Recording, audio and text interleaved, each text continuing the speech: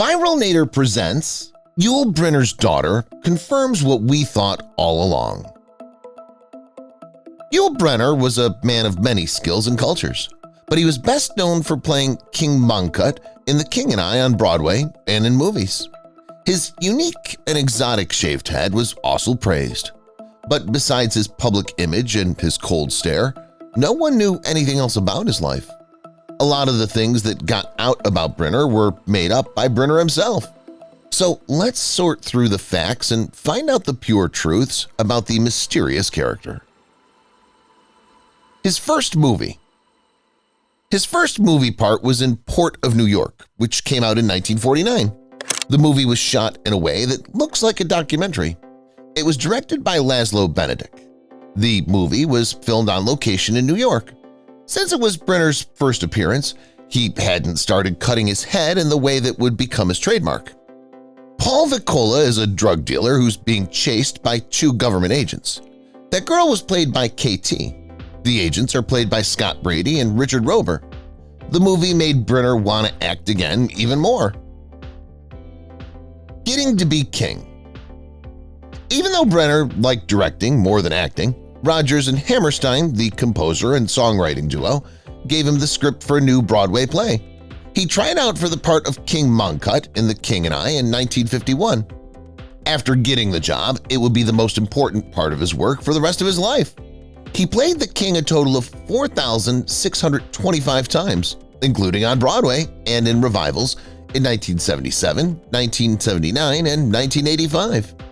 He went on to win a Tony Award for Best Featured Actor in a Musical for both the Broadway shows and the most recent revival. Children of Yul Brynner. There were 5 kids with the star. His son, Yul Rock Brynner, was born in 1946 after his first marriage to Virginia Gilmore. A woman named Frankie Tilden, who was 20 years old, had a girl with Brynner in 1959. Their name was Lark Brynner. Brynner was 39 years old at the time and gave the child money. Victoria Brynner, his daughter from his second marriage to Doris Kleiner, was born in 1962. Mia Brynner and Melody Brynner were adopted from Vietnam in 1974 and 1975, while he was married to Jacqueline Simone Tian de la Chambre for the third time. The second marriage of Brynner. Yul Brynner and Virginia Gilmore were no longer together in 1960. This likely had something to do with the child he had with Frankie Tilden in 1959. In any case, Brynner quickly got married again, this time to a model from Chile called Doris Kleiner. They were married from 1960 to 1967 and had one child together. Victoria Brynner, who was born in 1967, their daughter's godmother was Audrey Hepburn, and they got married on the set of The Magnificent Seven, a Western. Cash flow issues.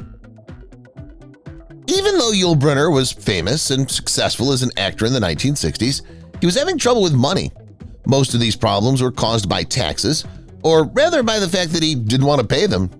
The actor became a legal U.S. citizen in 1943. As a result, he had to pay taxes. He never got a tax break because he worked all the time outside the U.S.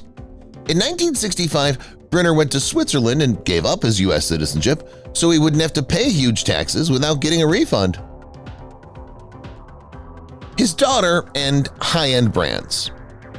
Doris Kleiner and Brynner were married for 7 years, but they split up in 1967.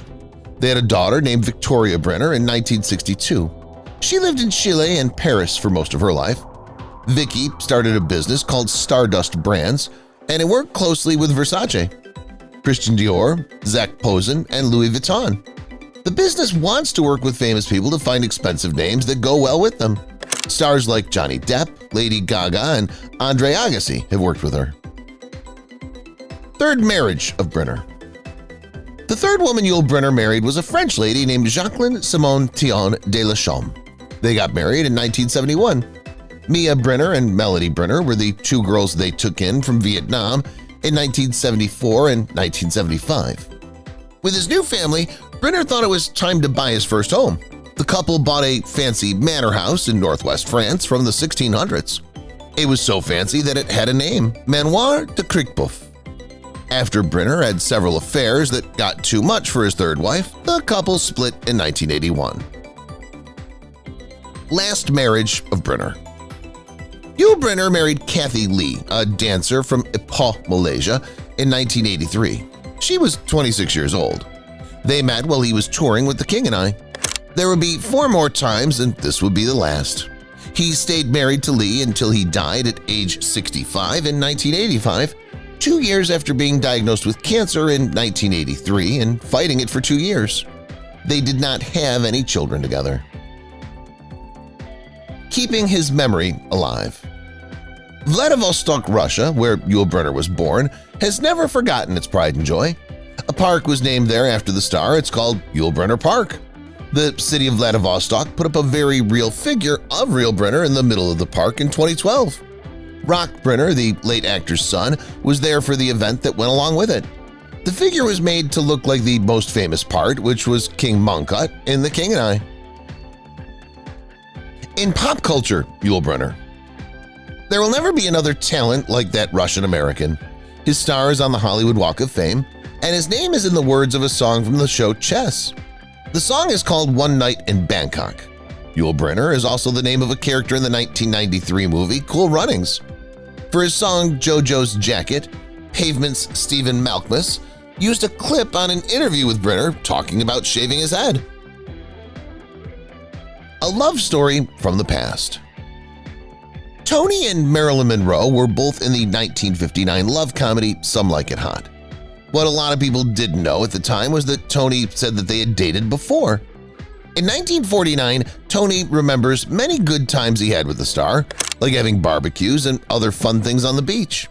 They had good times together, but they didn't last long. Even though they were no longer together, their story went on for a long time. The couple felt a lot of different things toward each other, and most of them weren't good. Curtis had already caught the eye of another movie star at that point.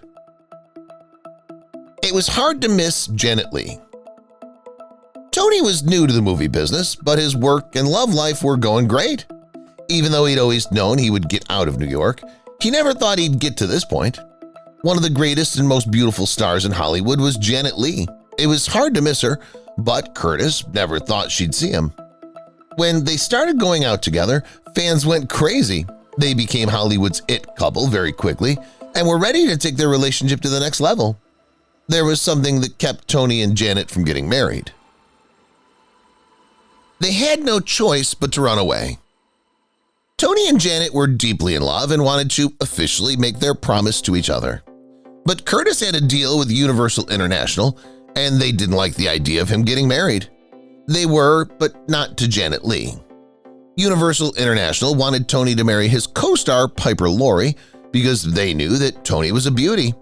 The company tried for 3 days to get Tony not to marry Janet because they thought Tony and Piper could be the next big thing in Hollywood. To stop the wedding, they even said they'd send him back to New York where he lived in poverty. They forgot that Curtis was always ready to fight because he learned that skill in New York. Janet and Curtis ran away and got married in Connecticut without telling anyone at all. Tony found the best place for him.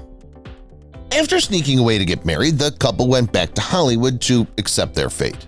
But their marriage did the opposite of what they thought it would do. It helped their job. All the people in the room agreed that Leigh and Curtis made each other better. This is about the time Curtis chose to try his hand at comedy. He had hit the right note and made a great movie. Many people found him funny, but at some point they stopped laughing with him and began laughing at him. He played Kashma Baba in the 1952 movie Son of Ali Baba. Tony's accent got tripped up during one of his lines, which made everyone laugh out loud. He meant to say, "That's where my father's castle is," but he said Yanda and Fada. The crowd made fun of him, but they didn't mean any harm. Curtis didn't see it that way, which is too bad. Being jealous is a bad feeling.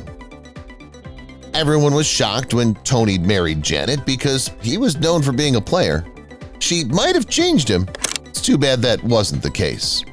Tony cheated on his wife even after they said their vows and wore their wedding rings. He spent way too much time at the Playboy Mansion while married to one of the most beautiful women Hollywood had ever seen. He also claimed to be in love with his co-star Gloria DeHaven and was said to have been seeing Natalie Wood. It was funny because Curtis was angry because he thought his wife was cheating on him. He would call her several times a day to find out where she was and who she was with. He was sure at one point that Lee was seeing his friend and singer Frank Sinatra. He might not have meant what he said in his wedding vows, but Janet did, for now at least. Did Curtis have a secret? Curtis worked hard to remember his lines for a controversial scene. Was he just trying to get it, or was he hiding something of his own? Curtis was great in the 2 big parts he got, which made people wonder if he'd ever been interested in guys emotionally. He had already played a transgender person in Some Like It Hot and bathed with a guy in Spartacus. Whispers and charges were going around, but Tony spoke out and said he wasn't interested in guys. He also said that even though he was straight, he loved and accepted his brothers and sisters who weren't. His marriage broke down. Instead of working to fix his marriage, Curtis got busy at work and kept saying that his wife was having an affair. After 11 years of marriage, Janet seemed to be able to handle his crazy anger no longer. In 1962, it happened after he insisted that Sinatra and Lee had been seeing each other behind his back. Lee and Curtis both knew the marriage was over, so they both asked for a divorce. Tony was very good at finding a way to get back on track. He had no idea that it would hurt his image. What Curtis did wrong. Kaufman and her kids went back to Germany after the marriage ended. Even though Curtis wasn't a great dad, he loved his kids and didn't want them to settle down anywhere else. To keep his family together, Curtis took his kids from their mother and brought them back to the U.S. to live with him. Kaufman didn't try to get her kids back for some reason. She didn't believe them until she heard that Curtis had married someone else. It turned out that Tony wasn't doing a great job of making his house a good place for his 2 little girls to play. His new wife couldn't get enough of the bottle, but her ex-husband was hooked on drugs. Tony's life and work had both started to go in the wrong direction. Another young woman, another wedding. Some people were lucky enough to be able to beat their drug abuse, but that didn't mean that wasn't addicted to anything. One was left, and that was marriage. Once Curtis was clean, he wanted to love again, and he found it in a woman named Andrea Savio. In line with his other marriages, she was a lot younger than him. Even though they were 38 years apart, Savio, who was 21, couldn't say no to Tony's charm. That wasn't the weirdest thing about their marriage, though. When people found out that Savio had played the same part in Bus Stop as his ex-girlfriend Marilyn Monroe, it made their relationship worse. He wasn't a good parent to his kids. People aren't meant to be parents, well, others are. Curtis was one of those people who should have been a parent but never lived up to the task. At some point, it's not enough to just love your kids. You need to show them the way and make their lives better. Tony, on the other hand, wasn't like this. Not long ago, his daughter, the famous and skilled actor Jamie Lee Curtis, told an interviewer a family secret. In addition, Jamie Lee had a history of drug abuse and said that she had even shared illegal drugs with her father. Instead of being a good influence in her life, he made it possible for his daughter to deal with addiction for 10 years. One last chance at love. In 1998, Tony married Jill Vandenberg, who would be his 6th and last wife. Curtis had the biggest age difference between himself and any of his wives when he married Jill. Age is just a number, but sometimes it's creepy. Their ages were 46 years apart, which means that his new wife was half his second daughter, Jamie Lee's age. During her time as an underwear model, Jill learned how to ride horses. Their love for horses grew, and they opened a safe place for horses that had been mistreated or ignored. There were still a lot of people who loved Curtis, even though he seemed to be alive and well. Everyone was speechless when they heard it. Tony's first major part was in the movie Some Like It Hot. In 2009, a book came out about how the movie was made. This is the book where Curtis tells a secret that makes everyone speechless. He said he and co-star Marilyn Monroe had an affair while they were making the movie. Because of 2 things, he said in the statement, they'd had to keep it a secret. The first reason was that they were both married at the time, and the second was that Marilyn was pregnant with his kid. She had a loss because she wasn't able to take the baby to term. This wasn't the only bomb Curtis dropped while he was married to Jill, though. He took one last bow. On September 29, 2010, disaster struck the Curtis family again. This time, though, they were sad because their father, Tony Curtis, had died. Tony had a huge heart attack in his home near Las Vegas, just 2 years after his last movie came out. It's too bad that no one could save the 85-year-old man. He died. Tony always leaves a trail of trouble behind him when he leaves. His kids didn't grieve the death of their father. Instead, they fought for days and months afterwards. His family felt like they had been robbed. It's not a surprise that Curtis had a lot of money. He had spent years working in the movie business, and he had always promised that he would share his wealth with as many children and women.